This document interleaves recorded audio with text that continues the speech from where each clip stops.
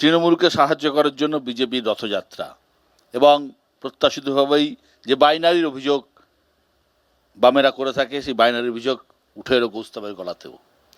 পরের বক্তা রাজনৈতিক বিশ্লেষক নীলাদ্রি বন্দ্যোপাধ্যায়। বিশ্বদা আব্রাহাম লিঙ্কন আমার খুব প্রিয় নেতা, তার একটা সুন্দর উক্তি দিয়ে শুরু করলেন।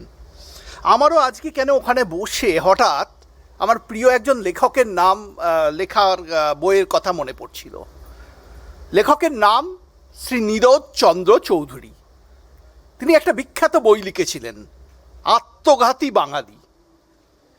বাঙালি কি চিরকালই আত্মঘাতী থাকবে? আজ যদি নীরদ চৌধুরী থাকতেন, তাহলে আজকে এই ভোটের অঙ্কের নামে যে আত্মঘাতের পথে হাঁটছে কিছু রাজনৈতিক শক্তি, সে সম্বন্ধে কি তিনি একটা দ্বিতীয় অধ্যায় লিখতেন? আত্মঘাতী বাঙালির প্রশ্নটা আমার মনে সত্যিই জাগছে। প্রশ্নটা জাগছে কারণ 21শে জুলাই আমি তো খুব অনুপ্রাণিত হয়েছিলাম যখন মাননীয় মুখ্যমন্ত্রী, তৃণমূল কংগ্রেসের নেত্রী সেই সভা থেকে বলেছিলেন, পশ্চিমবঙ্গে এসআইআর হতে দেব না, একজন বাঙালির নামও যদি বাদ যায় ইলেকশন কমিশনের অফিস ঘেরাও করব। প্রথম রাউন্ডে 58,20,000 মানুষের নাম বাদ গেছে, অধিকাংশই বাঙালি। পরবর্তীকালে মুখ্যমন্ত্রী বলছেন রাষ্ট্রপতি শাসন হতে পারত, একটু সবাই বলেছেন যে রাষ্ট্রপতি শাসন এড়াতে, এসআইআর করতে না দিলে রাষ্ট্রপতি শাসন এড়াতেই আমি এসআইআরে সম্মত হয়েছি, কিন্তু আমি আপনাদের জন্য লড়াই করবো। সেই লড়াই আমরা দেখেছি কীভাবে উনি কোর্টে গিয়ে লড়াই করছেন। স্যালুট জানাচ্ছি ওর লড়াইয়ের স্পিরিটকে। উনি তো লড়াকু নেত্রী নিশ্চয়ই, সে নিয়ে কোনো প্রশ্ন নেই। কিন্তু আমরা এই নিউজ 18 বাংলায় সোজা সাপটাই কত আলোচনা করেছি বিশ্বদা, এই এসআইআর হওয়ার ফলে তৃণমূলের সুবিধে হয়ে গেল। কারণ ভোটারদের হয়রানি হচ্ছে, ভোটারদের হয়রানি হলে তৃণমূলের সুবিধা হয়ে যাবে।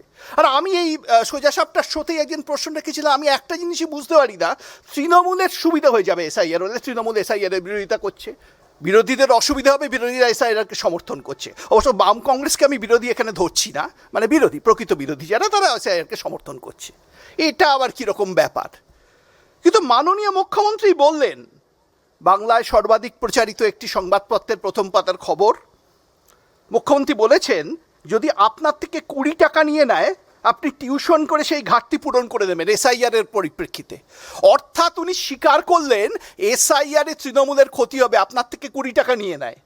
তার পরবর্তী স্টেটমেন্টটা সম্ভবত ছিল বিজেপির অনেক ভোটার আমাদের ভোট দেবে।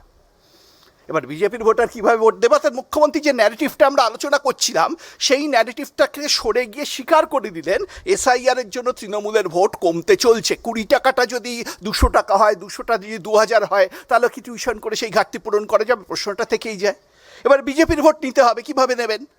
প্রথমে হলো লক্ষ্মীর ভাণ্ডার। লক্ষ্মীর ভাণ্ডার তো একটা খুব জনপ্রিয় প্রকল্প, একটা ঐতিহাসিক প্রকল্প। অন্য রাজ্যে বিজেপি এই স্কিমটাকে রেপ্লিকেট করেছে বলে আমরা বিশ্বাস এবং কাজ করেছে সেটা। হঠাৎ করে নির্বাচনের আগে লক্ষ্মীর ভাণ্ডারের বরাদ্দ 1000 থেকে 1500 করে দেওয়া হলো। এখন টাকার লড়াইয়ে সর্বভারতীয় দল ভারতীয় জনতা পার্টির সাথে লড়াই করাটা বোধহয় একটু মুশকিল। বিরোধী দলের এটা সঙ্গে সঙ্গে বললেন 1500 যদি তৃণমূল দেয়, আমরা 3000 দেবো ক্ষমতায় এলে।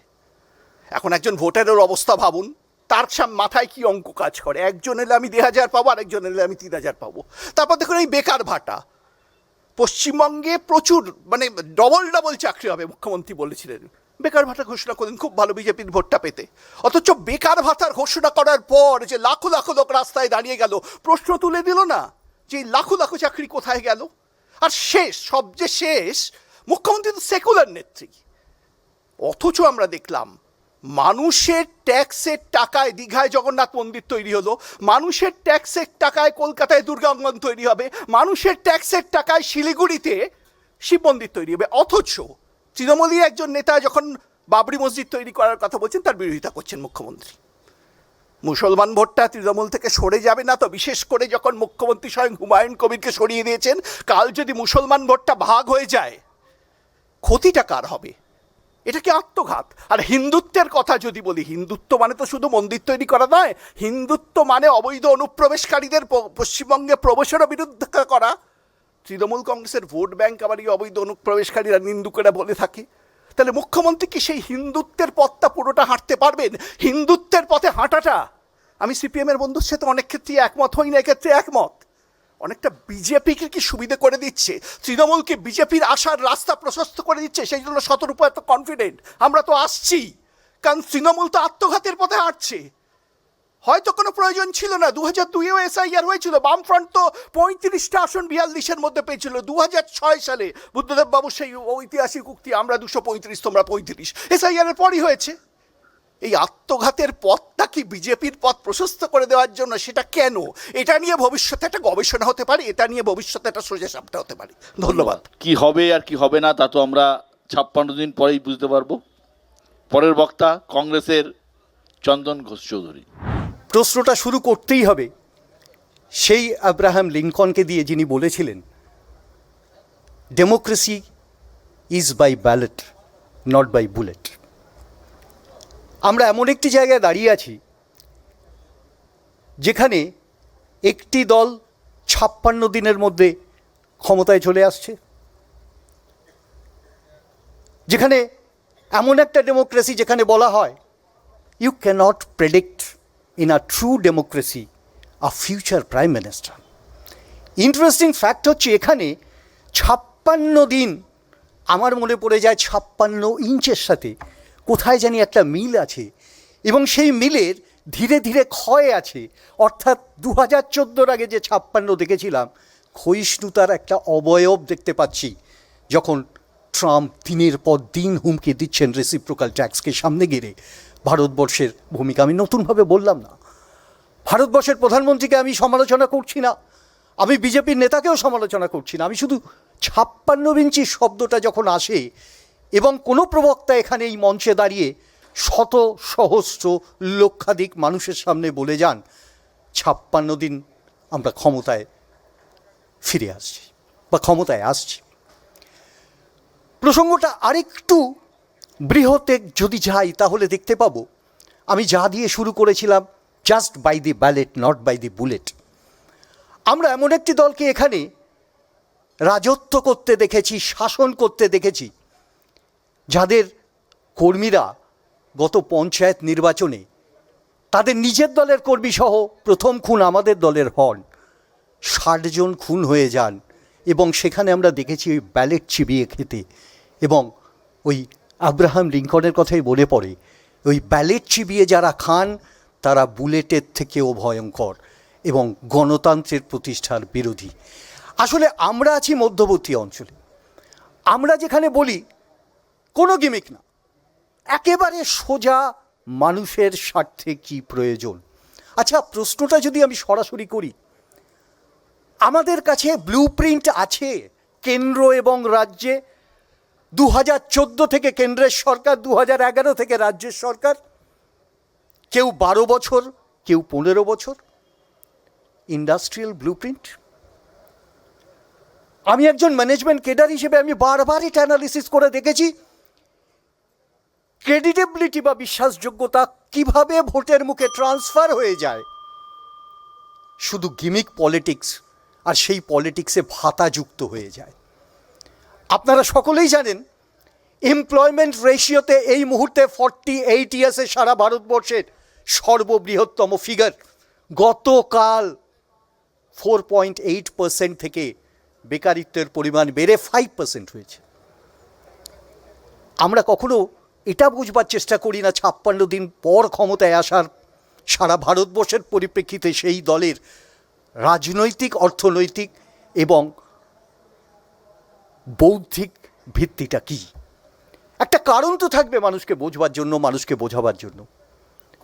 ঠিক তেমনভাবে আমরা যখন রাজ্যের ক্ষেত্রে দেখি, এমপ্লয়মেন্ট জেনারেশন করতে গিয়ে যদি আমাকে মিরর রিফ্লেক্ট আমরা যাকে বলি, সামনে প্রতিবিম্ব দেখতে পাই, তাহলে মাত্র 1,500 টাকার বিনিময়ে 5 বছরের চুক্তিতে ভবিষ্যৎ শেষ হচ্ছে কিনা এটা ভেবে দেখার প্রয়োজন। ভেবে দেখার প্রয়োজন ওই লাইনে MBA, ওই লাইনে ডক্টর, ওই লাইনে দাঁড়িয়ে আছেন শিক্ষিত সমাজের একটা ব্যাপক প্রতিনিধিত্ব। সেখানে দাঁড়িয়ে আমরা শুধু তাদের ভোটের মুখে 1,500 টাকা পাইয়ে দেব এই স্বপ্ন দেখে গত 15 বছর আগে এই সরকারকে পশ্চিমবাংলায় ক্ষমতাসীন করেছিলেন। আপনারা একটা কথা মাথায় রাখুন, আমরা অনেক শুনেছি, প্রথম 30 বছরের কথা মনে করুন পশ্চিমবাংলায় যেদিকে চান, যেভাবে চান, যে দৃষ্টিতেই দেখুন, দেখবেন ওই বিধানচন্দ্র রায়। সেইভাবেই দেখবেন বিভিন্ন কৃষ্টি, বিভিন্ন সাফল্য, শুধুমাত্র শিক্ষাক্ষেত্রে নয়, শুধুমাত্র শিল্পক্ষেত্রে নয়, এই সাফল্য সর্বত্র ছড়িয়ে বাঙালি সমাজের এক শেকড় তৈরি করেছিল। এবং সেটা ভোট রাজনীতির জন্য নয়, সেটা মানবিক এবং কংগ্রেসি দৃষ্টিভঙ্গিতে দাঁড়িয়ে মানব সেবার জন্য, এটাও সকলে জানেন। আসলে গিমিক পলিটিক্সের সাজেশন যারা দেন তারা গ্যাগ ইকোনমির পক্ষে, গিগ ইকোনমির পক্ষে। আমি গ্যাগ ইকোনমি এই কারণে বলি, গলায় রুমাল বেঁধে চেপে ধরা কণ্ঠরোধ সেই ইকোনমির পক্ষে। আপনারা এই হিসেবটা দেখেছেন? ধন্যবাদ। আজকে গিগ ইকোনমিতে সারা ভারতবর্ষের পরিসংখ্যানটা কত? আপনারা এটা দেখেছেন পশ্চিমবাংলায় গিগ ইকোনমি আনঅর্গানাইজ সেক্টরের এই পরিমাণটা কত? আমরা এগুলো দেখিনি, কারণ সামাজিক সুরক্ষার থেকে অনেক বেশি ভাতা দিয়ে শুধুমাত্র ভোটের রাজনীতি করব। আমি আবারও বলি, ব্যালেটে ভোট চিবিয়ে খাওয়ার জন্য না। আর চিবিয়ে যখন ব্যালেটের ভোট খায় তখন ওটা ব্যালেট থাকে না, বুলেট হয়ে যায়। আর সেই বুলেটের একটা দিক হলো 56 দিন পর ক্ষমতায় আসা।